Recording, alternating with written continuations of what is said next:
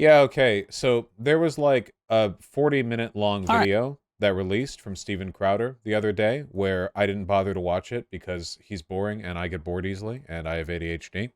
And now the Daily Wire has responded with a 52-minute video called Our Offer to Steven Crowder.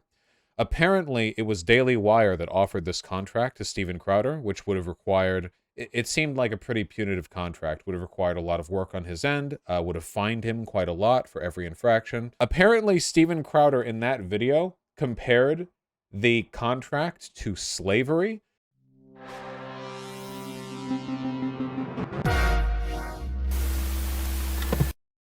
Which is funny because apparently in the past he's like made fun of Kaepernick for making a comparison to slavery with, yeah, here we go. In his video, Steven Crowder insists this is a slave contract. There's no need to be enslaved like this. It's a 50 million contract, by the way. And then a previous title, Delusional Colin Kaepernick compares slavery to $1 million contracts. So, $1 million contract, that's not slavery. $50 million contract, that is slavery. Anyway, 52 minutes.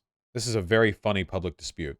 Interestingly, it's a public dispute where it seems like Steven Crowder is the one coming out on top.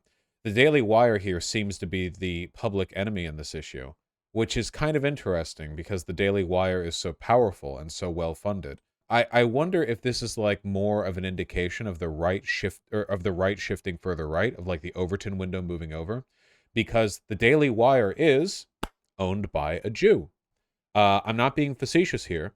I legitimately think that, given the direction the right has been going, the fact that Ben Shapiro, who is A, Jewish, and B, considered a more moderate, right-leaning guy, they might consider the Daily Wire to be kind of like a cucked institution, you know? Like, it's part, it's like, you know, a rhino kind of thing. You know what I mean? I'm just curious. Now, Steven Crowder has always tried to play out like the boomer good old boy bullshit, but Steven Crowder has, I think, actually said some of the most shockingly racist stuff of any conservative commentator I can think of.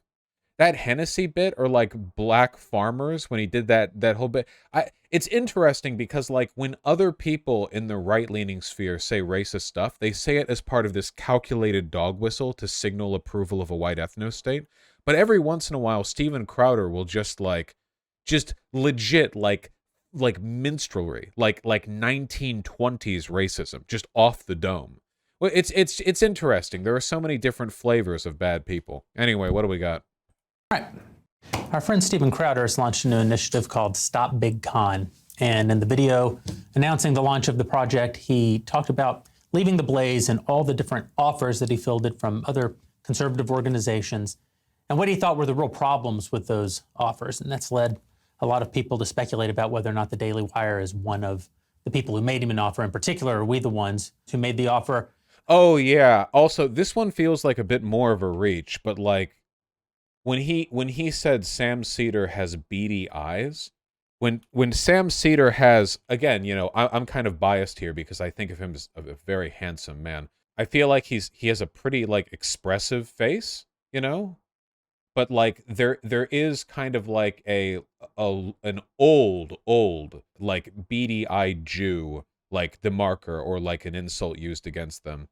You know, it comes across as kind of weird to me because I can think of guys who come across as kind of like beady-eyed, you know, and they just kind of look like off-putting, I guess. But Sam Cedar doesn't, like, he just looks, I mean, he has dark eyes, but he has expressive eyes, you know. And I wouldn't put it past, you know, Steven Crowder to use something like that in an anti-Semitic sense, because all of his racism seems to be about a century old anyway, so I figure his anti-Semitism would be as well. My personal guess is that Steven Crowder's dad is, like, shockingly racist. Like, every imaginable stereotype. Like Steven Crowder would have grown up in a, you know, in a big house with his dad sitting there in an armchair with a newspaper and like watching Reagan on the TV or something, and just would every once in a while just go on a rant about how the N words are ruining this country, but it, like in some like old timey way, and now that just lives now in Steven Crowder's head. You know, he's a very handsome man. I guess I mostly just wanted to look at him. You know, look at him. He's like, oh yeah, I've been working out. You noticed? Okay, stop. that he put up on the screen and talked about at length. And the answer is yes, that offer did come from the Daily Wire. I'm not trying to hide that. Oh, somebody linked, they said there's a 5-minute summary version. Hold on. David Dole, save me. Here's the Daily Wire explaining how many billionaires have owned Steven Crowder always claim to be independent. Okay. Work. Don't enjoy the same luxuries that we do of being independent. Stephen, the whole time I've known him, has worked for someone else. He was paid by PJTV when I met him, which was owned by a billionaire at the time. Then he was paid by CRTV for a number of years, which was owned by a billionaire at the time. Then he was paid by The Blaze, which was subsidized by a billionaire. And he didn't necessarily have to be profitable. And he doesn't know for a fact that he was profitable because, as he has said very publicly, all those companies, none of them really shared all the information about what was happening with them. If you've ever wondered why the right seems to be weirdly prominent in spite of the fact that they're all retards and like obviously bad people, it is just money. All the conservative YouTubers, they're getting paid for it. It's literally just that. It's the same story over and over and over again. All of this stuff is done at the end of the day to support the biases and the tax breaks of the wealthy, and they have an essentially limitless amount of money to spend on sort of motivating or coercing, you know, the public will. It is. I think Chris Reagan did a TikTok on this like just a little while ago. Can I find that? Is this it? Thank you. Now this is the story all about how, several years back I got an email from some shady people with a lot of power who said you can make a ton of money towing the conservative party line and we'll make sure that happens for you.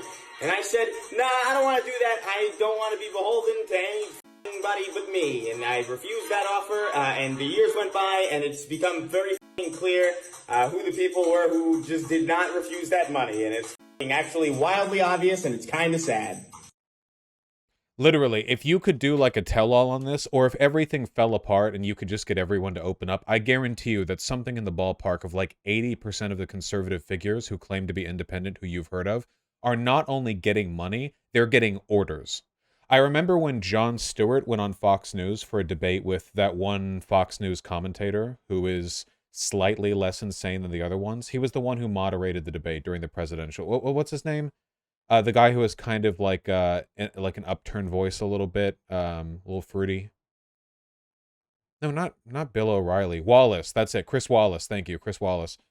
He was having a debate with Chris Wallace, and Chris Wallace was basically accusing him of like doing what the Democrats told him or whatever. And Jon Stewart went on a big thing where he was like, well, you might not get this because you get your marching orders from up top, but I have my writers and I write my show, you know? And I think a lot of conservatives don't realize that it's not like this for everyone. A lot of the conservative grifters probably legitimately think that we're getting the same thing, you know? I've never gotten an email from a shady org offering to like pay me to promote political ideology. Literally never. I've gotten plenty of sponsorship offers, like partnership offers, but usually for products. I'd like to take it as a bit of a credit to my authenticity that the right has never thought, even for a moment, that I could be turned. They've never even bothered to email me, you know? There's never even been like, no like corporate executive or whatever on their propaganda department has ever been like, you know, why not? Give it a try. Yeah, they already know I'm a Fed. How much does Raid Shadow Legends offer you? Not how much, how many times. You're always getting emails from those people. Anyway, a lot of these conservative grifters probably think that the same thing is going on everywhere. They probably think that all these like left-leaning people are getting the exact same treatment, but they're not. This is the reason why there feels like such an imbalance. Behind every single big conservative commentator, every single video, every single this, every single that, there is a ton of money. They will buy out the ads, they will buy the followers, they will buy the subs, they will do anything and everything, because at the end of the day, you know, their money buys them cultural hegemony. Our only advantage here is our authenticity. We just don't have the money to back them. If George Soros was anywhere near the lefty boogeyman that they thought he was, George Soros could single-handedly turn the tide on this by setting up a couple of shell companies and using them to pay out to a bunch of lefty YouTubers and promote their ads and blah, blah, blah. You know, keep quiet about it. Hey, you know, toe these lines and we'll do this, that. But it doesn't happen. It does not happen. That isn't real. Oh, hey, Chris Reagan. Chris Reagan apparently popped in YouTube chat at just the right time. Yeah, it's just, yeah. Soros funds Media Matters. Soros is a fucking pussy. The most Soros does with his money to help us win the culture war is this bullshit like, I'm going to set up an org that'll set up an org that'll set up an org to help us determine the extent to which dishonesty negatively affects our ability to promote, like, climate change, reversal technology. It's not anything real. It's not real. It's nothing. Yeah, nothing even comes close to the amount of funding like the Koch brothers, or sorry, brother, one of them is in hell now, have brought over to conservative causes. Just, it's ridiculous. Anyway.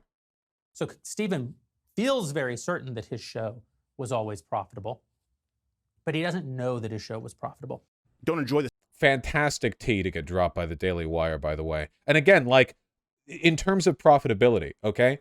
My channel, if my channel wasn't profitable, you know what that would mean? It would mean I'd have to stop doing it and get another job to live. If this channel ever sunk into the red for any length of time, that would be it. My ability to do this is predicated on the idea that this will pay my rent. If I can't pay my rent with this, I got to work other jobs. Meanwhile, if you're Steven Crowder, if you're Ben Shapiro, if you're Matt Walsh, it doesn't matter. It doesn't matter whether or not you sell the idea well. It doesn't matter whether you sink or swim, succeed or fail. As long as you continue to push the line, you don't have to worry because some daddy billionaire is there behind the scenes making sure that you can always move forward. Always. That fact, I'm not ashamed of that fact. In fact, I think it's a very good offer.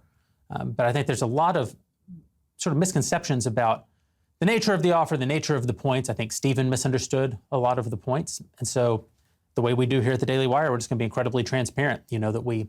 Oh, yeah. Oh, yeah. They love doing that.